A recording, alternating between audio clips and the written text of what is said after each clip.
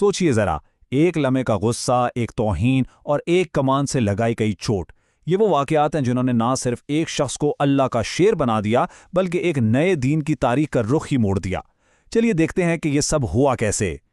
ये कहानी सिर्फ एक बेइज्जती की नहीं है, बल्कि ये उस बारे में है कि उस वक्त इज्जत, वकार और ख़ानदानी गैरत के क्या मानी थे और इन असूलों ने इब्तदाई मक्का के समाजी और सियासी हालात को कैसे बनाया था।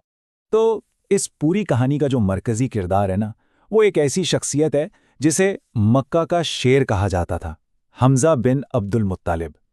इनके किरदार को समझे बगैर हम इस वाक़े की अहमियत को नहीं जान सकते।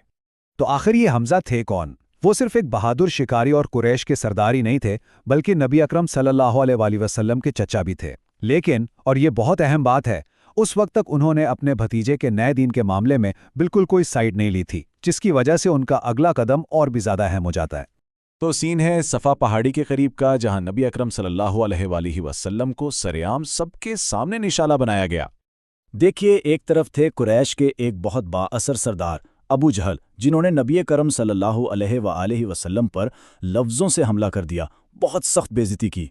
और दूसरी तरफ बिल्कुल खामोशी, नबी अकरम सल्लल्लाहु अलैहि वसल्लम ने जवाब में एक लफ्ज़ तक नहीं कहा।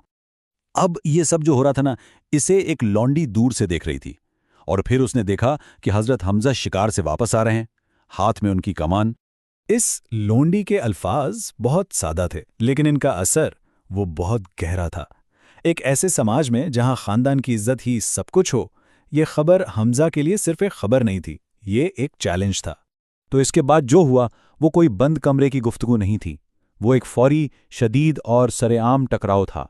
हमजा ने एक लम्हा भी नहीं सोचा, वो सीधा काबा की तरफ चल दिए, जहां कुरैश के सारे सरदार बैठे थे।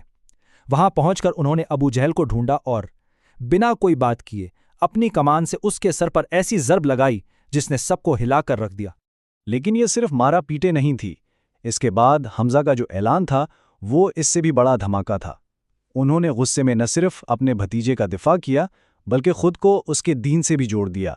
एक ऐसा ऐलान जिसके लिए शायद वो खुद भी तैयार नहीं थे। अब होना तो ये चाहिए था कि अबू जहल के कबीले वाले बदला लेते, लेकिन अजीब बात यह हुई कि अबू जहल ने खुद उन्हें रोक दिया, और यही हमजा के रोब और उनकी हैसियत का सबसे बड़ा सबूत था। सबके सामने जख्मी हालत में उसका अपनी गलती मान लेना पावर बैलेंस को बिल्कुल वाज़ेह कर देता है। वो जानता था कि कुरैश के इस शेर को चैलेंज नहीं किया जा सकता। काबा में लड़ाई तो खत्म हो गई, लेकिन अब हमजा के अंदर एक नई जंग शुरू हो चुकी थी। अब गुस्से का ये जो सरेआम इजहार था, ये एक ज़ाती रूहानी सवाल बनने वाला था।